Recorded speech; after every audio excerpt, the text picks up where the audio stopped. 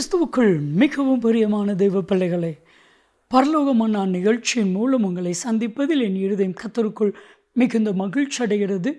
உங்கள் எல்லாரையும் இயேசு கிறிஸ்துவின் இன்ப இனி நாமத்தினாலும் கிராஸ் டிவி ஊழியங்கள் சார்பாக என் அன்பின் வாழ்த்துக்கள். இன்றைய பரலோகமன்னா நெருக்கத்திலிருந்து உன்னை தப்புவிப்பா.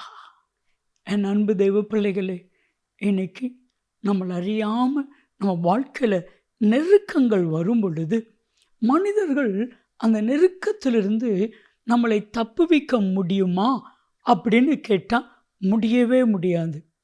குறிப்பாக நீங்கள் நெருக்கப்படுறீங்க அப்படின்னு கேள்விப்பட்டாலே உங்களை விட்டு ஓடி விடுவார்கள் உங்களுடைய உறவுகள், நட்புகள், உலகம். ஆனால் நீங்கள் ஆண்டவரை நோக்கி கூப்பிட்டு பாருங்க, நெருக்கத்திலிருந்து கர்த்தர் உங்களை தப்புவிப்பா.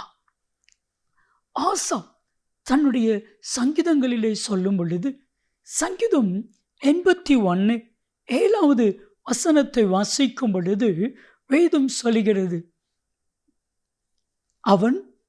அவனுடைய நெருக்கத்திலிருந்து என்னை நோக்கி கூப்பிட்டான், அவனை நான் தப்புவித்தேன். என் அன்பு தெய்வ பிள்ளைகளே, எப்பொழுதெல்லாம் உங்களுக்கு நெருக்கம் வருமோ அப்பொழுதெல்லாம் ஆண்டவரை நோக்கி கூப்பிடுங்க. ஒரு வார்த்தை சொல்லுங்க, ஆண்டவரே இந்த நெருக்கத்திலிருந்து என்னை தப்புவிக்கிறதுக்கு ஒருவரும் இல்லை, என்னை தப்புவித்தருளும் என்று கேட்டு பாருங்க. நிச்சயமா எவ்வளவு பெரிய நெருக்கமாக, பண நெருக்கமாக இருக்கலாம், மற்ற எந்த நெருக்கமாக இருக்கலாம், கர்த்தர் தப்புவிப்பா, மாற்றமே இல்லை. பிரியமான தெய்வ பிள்ளைகளே, இன்னைக்கு காரணமில்லாத நெருக்கங்கள் நம்மளை சூழ்ந்து கொள்கிறது. அந்த நெருக்கம் அத்தனையிலும் இருந்து தேவனாகிய கர்த்தர் உங்களை தப்புவித்து உங்களை ஆசீர்வதிக்க போகிறார். வேதத்தை நீங்கள் வாசித்து பாருங்க. சங்கீதம் 118:5 வாசிக்கும் பொழுது, நெருக்கத்திலிருந்து அவன் கர்த்தரை நோக்கி கூப்பிட்டான், கூப்பிட்ட அவனை கர்த்தர் நெருக்கமே இல்லாத விசாலத்திலே வைத்தா. என்ன நெருக்கம்? பணம் உங்களை நெருக்குதில்லை, குடும்ப பிரச்சனை உங்களை நெருக்குதில்லை, பலவிதமான பத்திரவங்கள் உங்களை நெருக்குதில்லை. எதெல்லாம் உங்களை நெருக்குதோ அத்தனையிலும் இருந்து தேவனாய் கர்த்தர் ஒரு பெரிய விடுதலையை கர்த்தர் உங்களுக்கு கொடுப்பான். பல ஆண்டுகளுக்கு முன்னாடி ஒரு முறை ஒரு ஜூட் என்கிற சகோதரரை ஆக்சிடெண்ட்டாக சந்திக்க கர்த்தர் உதவி செய்தார்.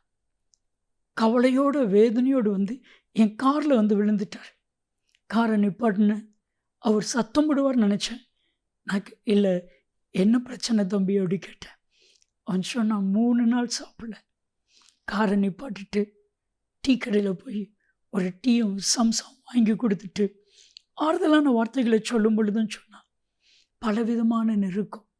எங்கள் வீட்டில் என்னை ஏற்றுக்கொள்ளலை, எங்கள் வீட்டில் என்னை துரத்தி அடிக்கிறாங்க, ஆனால் செத்துலாம் நினைக்கிறேன், மனசு இல்லை. என் அன்பு தெய்வ பிள்ளைகளை, உங்களுடைய வாழ்க்கையில் நெருக்கம் வரும் பொழுதெல்லாம் தப்பான முடிவு எடுக்கக்கூடாது. ஆண்டவரை நோக்கி கூப்பிடுங்க, ஆண்டவர் நெருக்கத்திலிருந்து உங்களை விடுவிப்பான். யோனா 2வது அதிகாரம் 2வது வசனத்தை வாசித்து பாருங்க.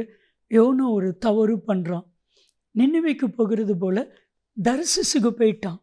அப்பந்தான் அவன் நெருக்கப்படுகிறான். மீனின் வயிற்றுக்குள்ளிருந்து நெருக்கத்திலிருந்து கர்த்தரை நோக்கி கூப்பிடுகிறேன். என் தேவன் தம்முடைய ஆலயத்திலிருந்து என்னுடைய நெருக்கத்தின் சத்தத்தை கேட்டருளுவான். நிச்சயமாக கேட்டருளினா உங்களுடைய நெருக்கத்தையும் கர்த்தர் கேட்டு தப்புவிப்பான். ஜெபிக்கலாமா? அன்பின் பரலோக பிதாவா, நெருக்கத்திலிருந்து உம்முடைய பிள்ளைகளை தப்புவியும் இயேசுவின் நாமத்தில் ஜெபிக்கிறோம் ஜீவனுள்ள பிதாவே. ஆமென், ஆமென். நன்மையும் கிருபையும் ஆசீர்வாதங்களும் நிச்சயமாக உங்களை தொடரும்.